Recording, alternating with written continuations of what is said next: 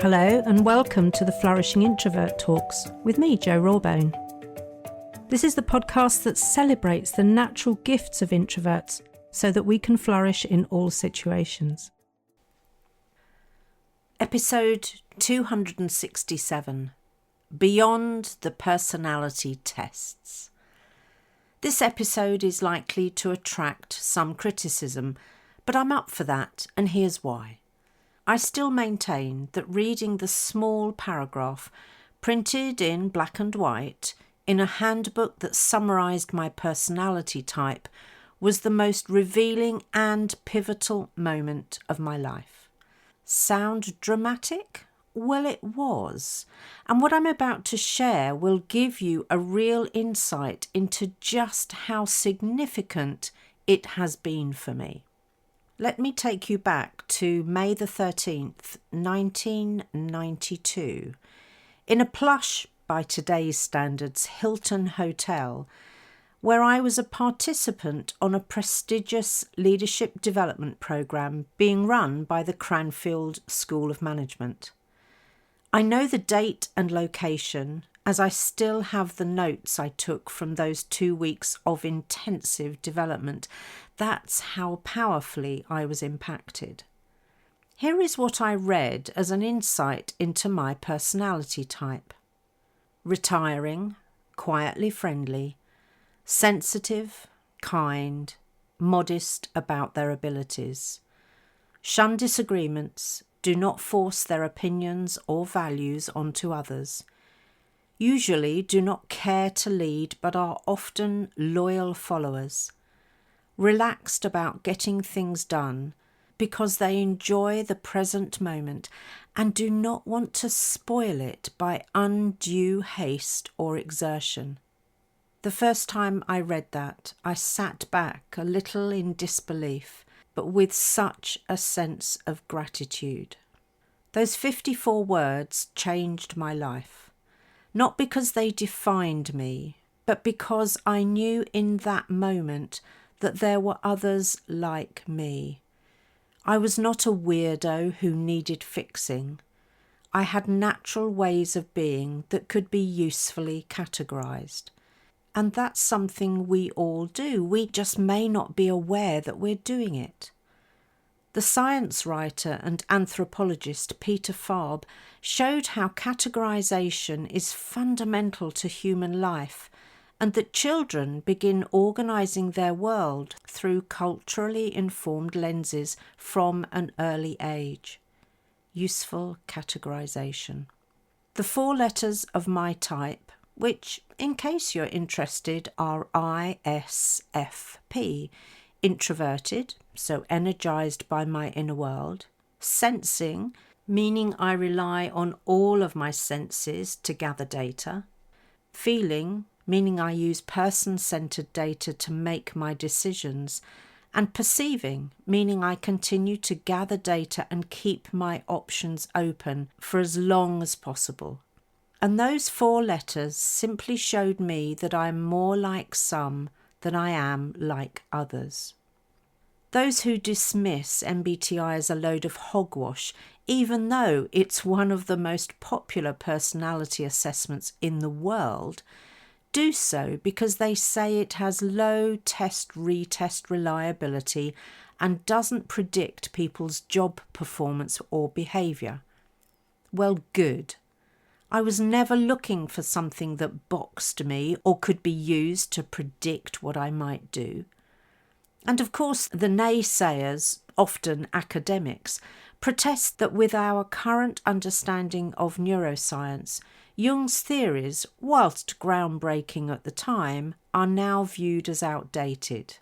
And yet, most personality tests are still built on Jungian psychology.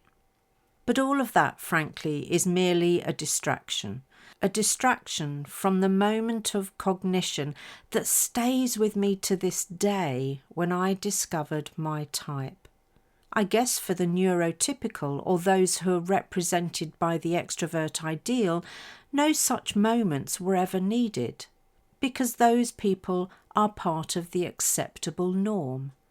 Not so in my case. I said at the outset that our personality type should not define us or what we choose to do with our life. Its purpose is to aid understanding, not to be a handbook for how we live our life.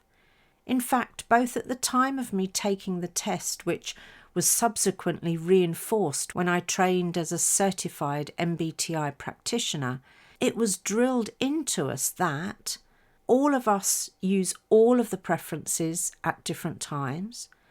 Type is not an excuse for doing or not doing anything. Your type should not keep you from considering any career or activity, and MBTI does not measure ability. Suffice to say, any personality tests like MBTI help us to understand ourselves better. It's a piece of the jigsaw of self-awareness, not the whole picture. So those who hide inside or behind their introversion are misinformed at best and deluded at worst. And if you use your introversion as an excuse for your behaviour, you are not taking responsibility. My introversion is a part of who I am, not the entirety. Once we accept these points, we're better able to understand the shape of our comfort zone, the choices we make, and the challenges we face. We know that our introversion is not the real reason we haven't reached our potential, although we may have tried to blame it on that. As I've shared before, comfort zones are incredibly important spaces for us to do what we do well without having to exert ourselves. But if we spend all of our time there, we will stagnate. One of the most avoidant phrases we could ever utter is, "That's just the way I am." Choice, my friend, choice. We are all work in progress, so please take responsibility and admit that you're choosing to stay as you are. There is no shame in staying put, as long as it's not staying stuck and playing the victim or blaming others. Indeed, for some people, it is their chosen life path. So how do we take more responsibility in order to make the best use of our personality type? First, recognise that your personality type is a starting point and just one of the jigsaw pieces that makes you, you. We know that self-awareness is the greatest part of emotional intelligence, so the more jigsaw pieces you identify, the more you may recognise how they create the whole, and the better able you will be to respond appropriately. Second, adopt a growth mindset. Appreciate and accept that effort ultimately leads to improvement, but it may not be a quick return. See failures as opportunities to learn rather than reasons to give up. Experiment with new ways of being, as that builds neuroplasticity, those valuable new connections in our brain. Third, use your type to understand why you might find some things challenging that others do not. Rather than rule out certain things, understand what you need to do to be ready. People often tell me that you can't be an introvert as you run training events and speak in front of hundreds of people. That's a myth that we can all have a hand in busting.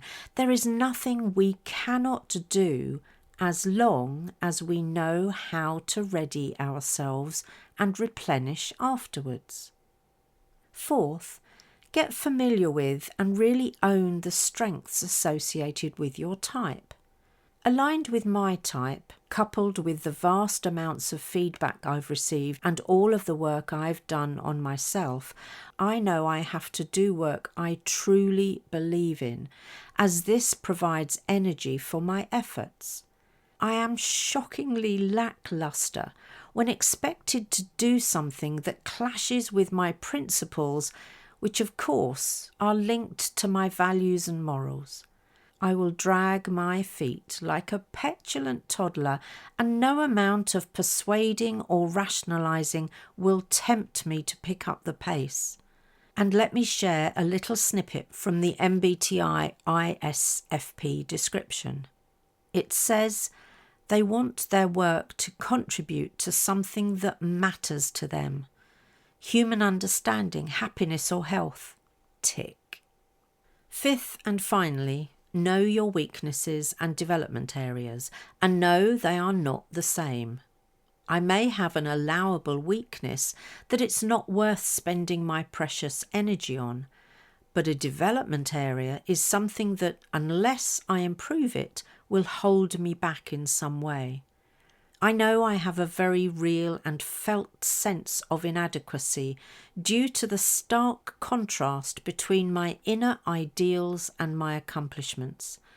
I've been working on this for many, many years, and it continues to be something at my learning edge.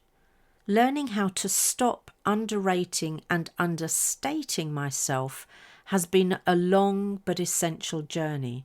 How else would I be able to help other introverts do the same? So I'm left pondering these 3 questions. What is it about myself that helps me in this quest called life? What might I be hiding behind or inside of? And where am I underestimating myself in terms of both progress and potential? If I can pull the threads together of this episode, there are a few important messages to share. Growth happens when we expand our comfort zones. This means doing more of the things at our learning edge, the things that we sometimes think twice about, but we know that we'd regret not doing them. When we do more things at our learning edge, in small but sustainable ways, the more that becomes subsumed into our comfort zone at a later stage. This is essential for our growth mindset and to prevent stagnation. Associate with people who encourage you to grow to become the best version of yourself, not a carbon copy of someone else. These are special people who see your potential and are mindful of your personality type and natural talents. They enable you to shine rather than trying to make you change your personality. Remember that our type is one of the jigsaw pieces, not the whole picture. We're designed to flex and adapt, but not bend ourselves so out of shape that we don't know who we are. Think of it as borrowing a coat to wear for a certain situation.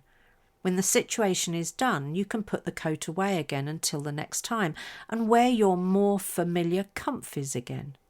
When I go to an awards ceremony, I typically wear a sparkly dress and outrageous shoes, but I don't spend all day every day like that, and nor would I want to. More importantly, it's not expected and not appropriate. So it is with our behaviour. So as I close this episode, please take a look at where you may have been using your introversion as an excuse, even in some small way. Consider what that cost you, because although you'll probably have a fluent justification ready to share, there will have been a cost. So build your full jigsaw out now and rewrite the story that the whole picture tells. Just don't start with the edges. If you enjoyed this episode as much as I did, then please subscribe, rate us and leave a comment, because we know that that helps other people find the podcast. And if other people find us, other introverts can flourish. You are listening to an Intentional Media Production podcast.